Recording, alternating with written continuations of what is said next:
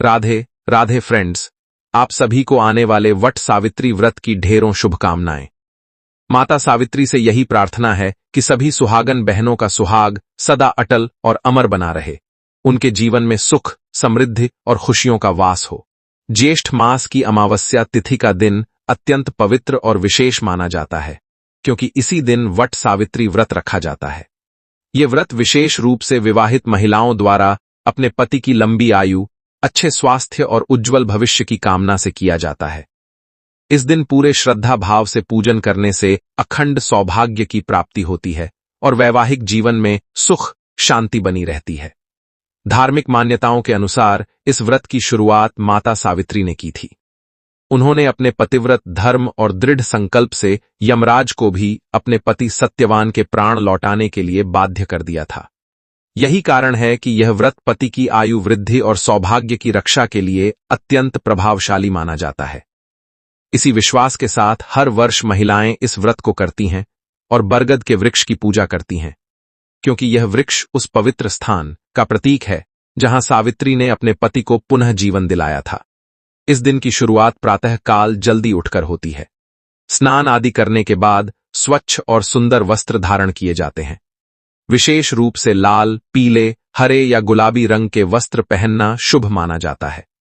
यदि संभव हो तो विवाह के समय के वस्त्र पहनकर पूजा करना अत्यंत मंगलकारी होता है, लेकिन यदि ऐसा संभव न हो तो कोई भी साफ और सजी हुई साड़ी पहनकर भी पूजा की जा सकती है। चूंकि यह व्रत सुहाग से जुड़ा हुआ है, इसलिए इस दिन श्रृंगार का विशेष महत्व होता है। महिलाएं एक दिन पहले अपने हाथों में मेहंदी लगाती हैं और पूजा वाले दिन पूरे 16 श्रृंगार के साथ तैयार होती हैं। हाथों में चूड़ियां, माथे पर बिंदी, मांग में सिंदूर, पायल, बिछिया, नथ, मांग टीकाजो भी सुहाग के चिन्ह हैं, उन्हें धारण किया जाता है। साथ ही विवाह की चुनरी ओढ़कर पूजा करना विशेष फलदायी माना जाता है। पूजा के लिए स्थान को पहले अच्छे से साफ किया जाता है और रंगोली या ऐपण से सजाया जाता है। वट वृक्ष के नीचे बैठकर पूजा करना सबसे उत्तम माना जाता है। यदि किसी कारणवश बाहर जाकर पूजा करना संभव न हो तो घर में भी बरगद की डाली को गमले में स्थापित करके पूजा की जा सकती है। पूजा की शुरुआत वट वृक्ष को जल अर्पित करने से होती है। इसके बाद चावल के आटे, हल्दी और पानी से बने ऐपण से वृक्ष पर 5 या 7 स्थानों पर थापे लगाए जाते हैं। ये एक पारंपरिक विधि है जो शुभता और पवित्रता का प्रतीक होती है। इसके बाद वट वृक्ष के पत्ते का विशेष महत्व होता है। महिलाएं उस पत्ते को अपने श्रृंगार में शामिल करती हैं।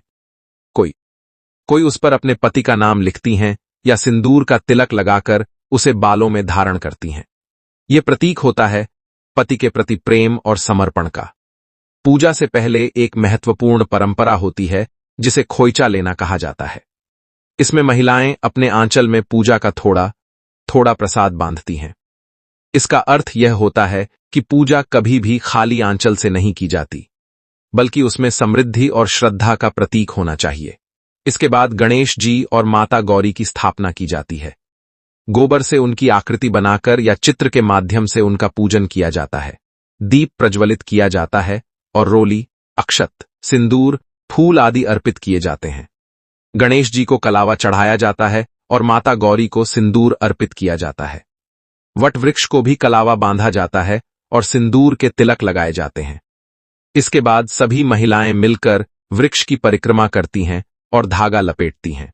ये परिक्रमा पति की लंबी आयु और परिवार की सुख समृद्धि के लिए की जाती है। इस व्रत में कथा सुनना भी अत्यंत आवश्यक होता है। सावित्री और सत्यवान की कथा को श्रद्धा से सुना जाता है, जिससे व्रत पूर्ण माना जाता है और उसका फल प्राप्त होता है। पूजा में बांस के पंखे का भी विशेष महत्व होता है। इसे सजाकर पूजा स्थल पर रखा जाता है, क्योंकि मान्यता है कि सावित्री ने सत्यवान को इसी से हवा की थी जब वे मूर्छित हो गए थे। भोग में भीगे हुए चने, विभिन्न प्रकार के फल, पूड़ी, पकवान, मिठाइयां आदि अर्पित की जाती हैं।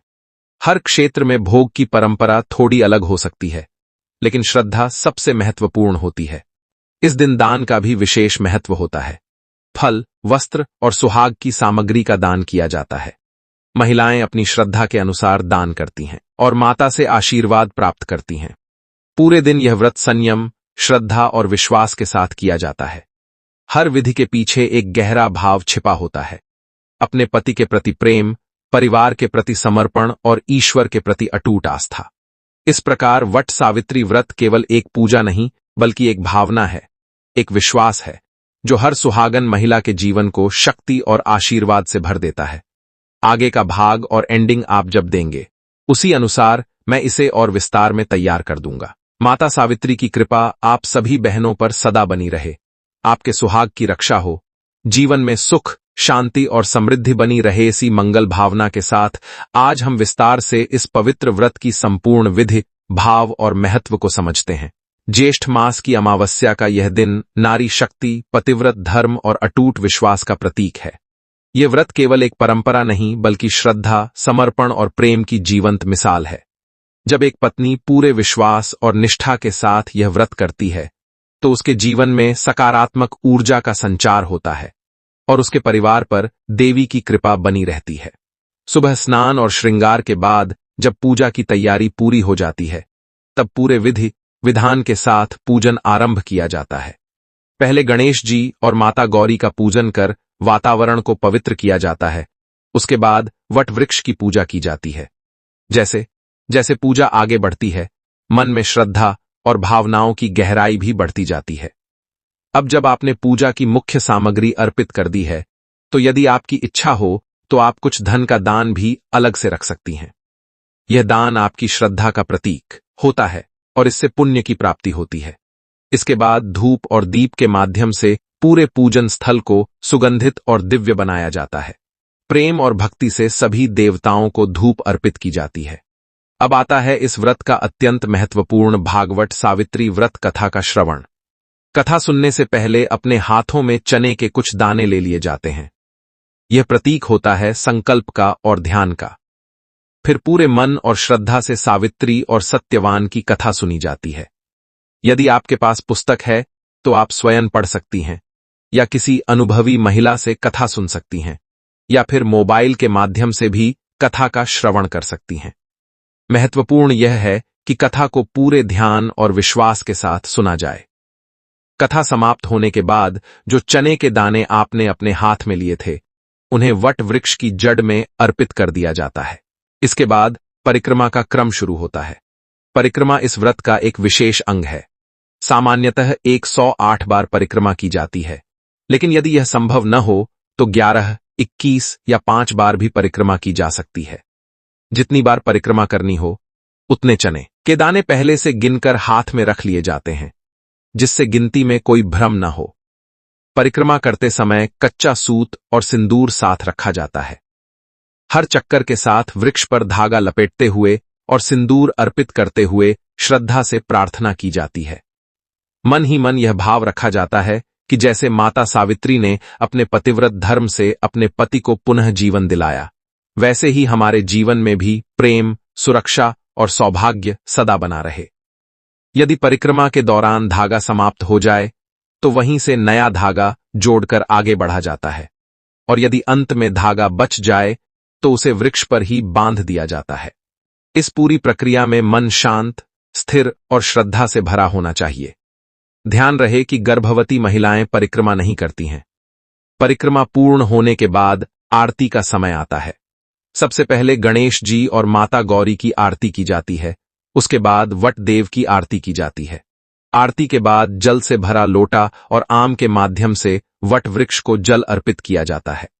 ये एक प्रतीकात्मक प्रक्रिया है जिसमें प्रकृति के प्रति आभार व्यक्त किया जाता है। अब आता है सुहाग लेने का पवित्र क्षण।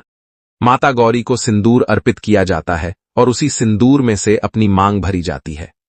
यह प्रक्रिया 5 बार दोहराई जाती है। पहले माता को अर्पण, फिर स्वयं को धारण।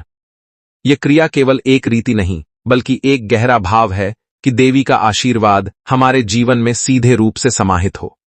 इसके बाद माता गौरी से प्रार्थना की जाती है कि हमारा सुहाग सदा अटूट बना रहे और हमें हर वर्ष इसी श्रद्धा के साथ यह व्रत करने का अवसर मिलता रहे। फिर वट वृक्ष को गले लगाया जाता है 5 या 7 बार।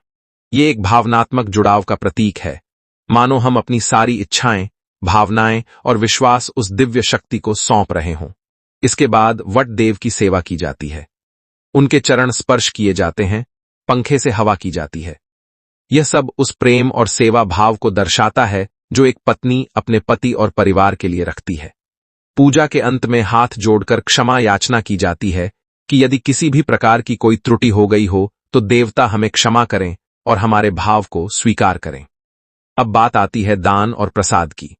जो फल, धन और सुहाग सामग्री आपने दान के लिए रखी है, उसे किसी योग्य महिला या ब्राह्मणी को श्रद्धा से दे दिया जाता है। यह दान आपके व्रत को पूर्णता प्रदान करता है। जो प्रसाद आपने चढ़ाया है, उसमें से थोड़ा अपने लिए और अपने परिवार के लिए रख लें। गौरी माता और गणेश जी की प्रतिमा को घर के मंदिर में स्थापित कर रोज उनकी पूजा करें। इससे घर में सुख, शांति बनी रहती है।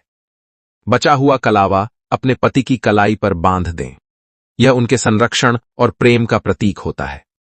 पूजा में उपयोग किया गया पंखा पति को हवा करने के लिए प्रयोग किया जाता है और फिर उसे संभाल कर रख लिया जाता है।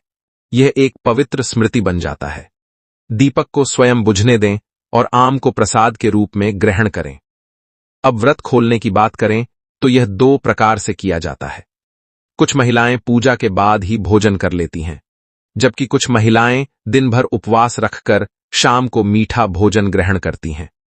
यह पूरी तरह से आपकी परंपरा और क्षमता पर निर्भर करता है। फ्रेंड्स, इस व्रत का सार केवल विधियों में नहीं, बल्कि आपके भाव में छिपा है। जितनी श्रद्धा और सच्चे मन से आप इसे करेंगी, उतना ही इसका फल आपको प्राप्त होगा। अंत में एक छोटा सा उपाय इस दिन, यदि आप वट वृक्ष की जड़ में थोड़ा सा कच्चा दूध और गुड़ अर्पित करें और सच्चे मन से अपनी मनोकामना कहें, तो आपकी इच्छा शीघ्र पूरी होने की मान्यता है। अगर आपको यह जानकारी उपयोगी लगी हो, तो इसे अपने परिवार और मित्रों के साथ जरूर साझा करें। कमेंट में हर हर महादेव लिखकर अपनी आस्था प्रकट करें। ऐसे ही धार्मिक और उपयोगी वीडियो देखने के लिए हमारे साथ जुड़े रहें। चैनल को लाइक, शेयर और सब्सक्राइब करना ना भूलें। एक बार फिर से आप सभी को वट सावित्री व्रत की ढेरों शुभकामनाएं। माता सावित्री की कृपा आप सभी पर सदा बनी रहे।